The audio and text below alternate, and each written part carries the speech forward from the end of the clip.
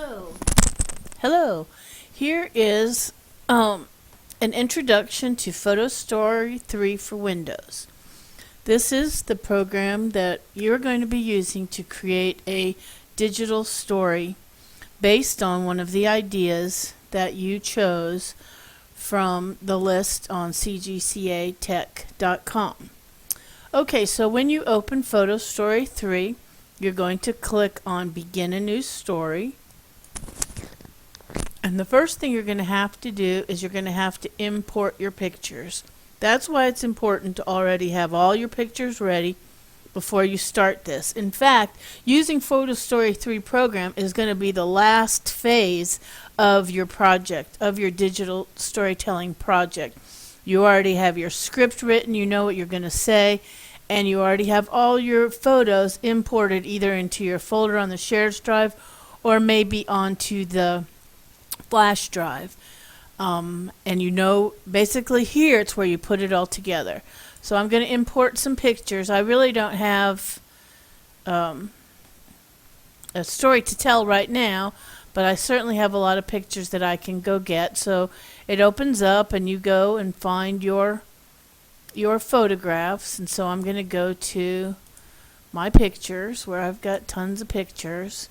And actually here's a photo story that I've been planning on. Oops, nothing in there. Okay. Oh, here it is. Yes. So here's here's one that I'd been planning on doing. I'm planning on making a photo story about making dog food, because I make my dog's own food, and my cousin asked me how I did it, and I thought I would make her a digital story. These have been sitting in my computer for a long time now, but they're perfect to show you for an example. Okay, and I chose them all, as you can see. I chose them all for download, the whole thing. You're going to have all your pictures in one nice little folder so you can upload them into this program all at once and you're not going to have to go hunt them down from different places. They're going to be all in one place, and you're going to import them right into PhotoStory 3 to get you started. Now, I really imported a lot for this demonstration, which is why it's taking so long. But that's okay. It's almost done. There's really a lot of features on here that I need to show you. All right, so here are all the pictures, and there's quite a few of them, as you can see. Let me just start off with the first one here. Here's where you can edit all of your pictures. Okay, you can adjust the color if you have red eye. And here's one I need right now. I need to turn my picture around because obviously it's not the right picture in the right order. All right, and I'm going to click on edit right here to show you what this edit button does. Okay, and in this edit button I can crop. Now crop means to cut your picture down to the exact size. Let's say I don't really want all that other background stuff in there. I don't need all this other stuff back here. So I'm going to crop it to as small a size as possible with just a picture of my crock pot there. Okay, and it's going to guide your size. As you can see, it's going to keep it a certain size like that. Alright, and then I'm going to click on, and then when I'm done with that, let's see what else you can do. You can auto-fix it. Auto-fix would be something probably that you would use more for like a picture if you wanted to correct somebody's red eye, or if the colors were funny, or it had shadows that didn't look right. All right, and here you can actually add an effect. Different kind of effects that you can add are quite creative. Now, if you're just telling a story where you are trying to, which most of our topics are, how to do something, to tell about something you've learned, to describe a process, you really don't want any fancy effects because they will detract, they will take away from the story. Where you might use things like this is when you're doing something, exceedingly creative, maybe telling a story of your life or telling a story that you've written. But for what we're doing right now, we don't want any fancy effects to take away from our story. All right, and then you click Save. And actually right now it's taking so long because my computer at home is very slow, unfortunately. All right, and so now you can see that the one that I worked on there, it's kind of faded out a little bit, and you can see that I've done some editing. That little mark means that I've edited. And you can go through each one of these different pictures, which I would have to do, turn all these around, and look at all the different pictures, and do some of this editing on it. All right, and when you've done that on all of your pictures, you've done the editing, you go through every single one of them, and you edit. Oh, I had some pictures before. All right, and you edit on every single one of them. You also might decide, well, I don't need 2 pictures of that. That's just silly. So you're going to take one and you're going to X it out, get rid of it. We don't need all those pictures. And like up here in the front, I don't need all those pictures of that crock pot, for heaven's sakes. But the one that I have there is just fine. So I'm going to just continue to X all these out. When I was taking pictures, I took a whole bunch so that I would have lots of choices. But now I don't need all those, so I'm getting rid of them. Okay. Now, let's just say I've gone through all of these and I've edited them just how I wanted to. Then I'm going to click on the next step. All right, what happens next is it's going to ask me if I want to type any titles. And I may or may not want to add some titles, but actually I'm going to decide that later. Again, it's giving you the choices for the different effects here. If I do want to type a title, let me just show you the different choices you have. All right, I've just clicked Start with Title, and it's right there. Okay, I can make it bigger. I can change the font, and I can change the font style. All right, there it is. Start with title. It's very important that if you're going to put titles on your pictures that they can be read. You can see this is very difficult to read. I've got a couple of choices. I can move it to the bottom. I can move it to the top. I can put it in the middle. None of those choices are great. What I can also do is I can change the color of it. All right, let's see what yellow does. Yellow's better. See, if I really had to have a title on this slide, then I might want to use it in yellow. Okay. All right, moving right along to all of the next ones. You can either click on that little arrow there, or you can click on this and to add your titles. All right, and when you're done adding any titles, and you really don't want a whole bunch of titles in a story that you're going to be telling with a microphone. Okay, and then you go next. Now here is where you're going to narrate your story. You're going to click right here, and I'm not going to do that because I'm using another program to make this right now. And you click on this, you record your voice, and then you can either, well, let me go ahead and show you. And then as your voice is recording, you stop it, and you might want to start over. Are you sure you want to delete the narration associated with this picture? Yes, I'm sure.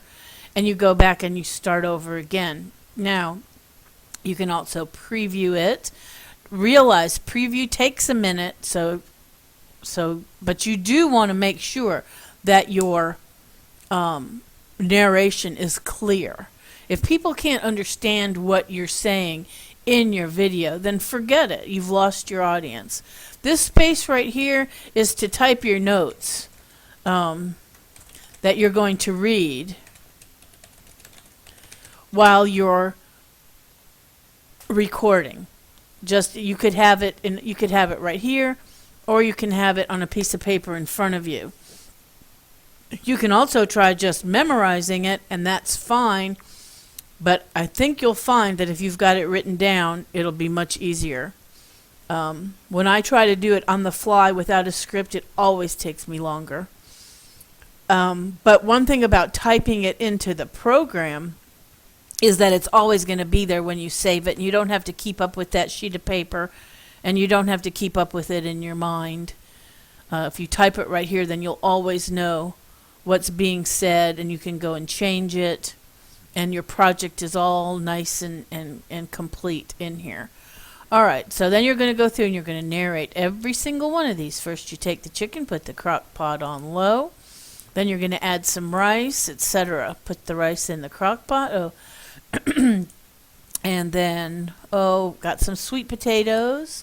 And we're going to put the sweet potatoes, we're going to poke some holes in them, and etc. Put them in the oven. All right, when you're done narrating all of these, then you go to the next step. And here you're going to select your music. Now, as odd as it sounds, you're going to click on Create Music, all right, because you're going to use the music that's included with Photo Story. Now, it's very important to get the right music, but don't get hung up here and spend an entire class period picking the music. And there are some choices. The different genres, which means classical, country, the different styles. Classical is good because it's kind of just there in the background, and you, like I said, you don't want a lot of attention being taken away. And then you've got the different choices of the style, and then the mood. Honestly, the mood to me never sounds that much different. However, the tempo is very important. Let's see if we can play one here and see if you'll I don't know if you'll hear it. All right, so here's woodwinds, and playing in the background. You have to make sure that the volume is low enough to where you can still your voice can still be heard over it. Now here's what turning up the tempo does.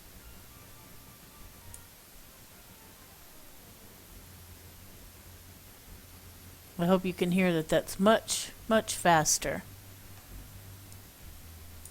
Now, that's what tempo does. Okay. So I've added it, and I've added it to the whole thing. You can go through and you can change it. Let's say I've got the classical, happy Beethoven right up to here, and now I'm going to go and change it. Let's say I'm going to change it to, I'm not going to spend a lot of time here. I'm going to change it to piano and click OK. See, now I've got classical Beethoven piano, and I'm going to change it again on this one. All right, I'm going to go to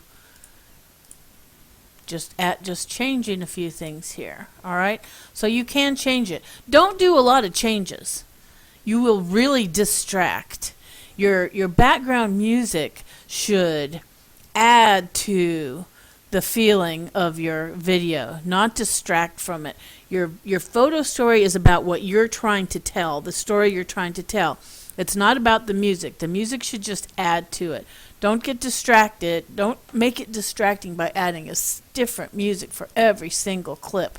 That will just be a disaster. Okay, and then you click next, and now it's time for you to save. And make sure you pay attention to where you're saving it, which you need to do with everything. And you're going to save it.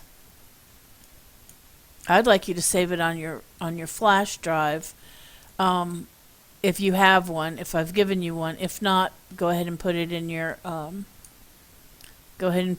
folder with your name on it. All right, and then click Save Project. You're only saving the project. We're not saving it as a video yet. We're just saving it as a project, okay? And so this is when I click when I click next. Oh, I shouldn't have done that. That's exactly what I just told you not to do. All right, so then you're going to save your project. Oh, look, I've already done the dog food one. And you don't call it Photo Story 1.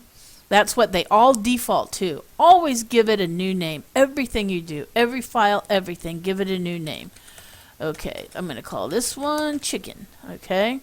And save Chicken, and it's going to put that project file away. And then when I go to come back to this to work on it again, I'm going to go to that project file. When I'm all done and I've previewed it and it looks perfect and I've got no more edits to make, the music is great. You can understand every word I'm saying. The titles are in the right place, visible and legible. I've selected the best pictures.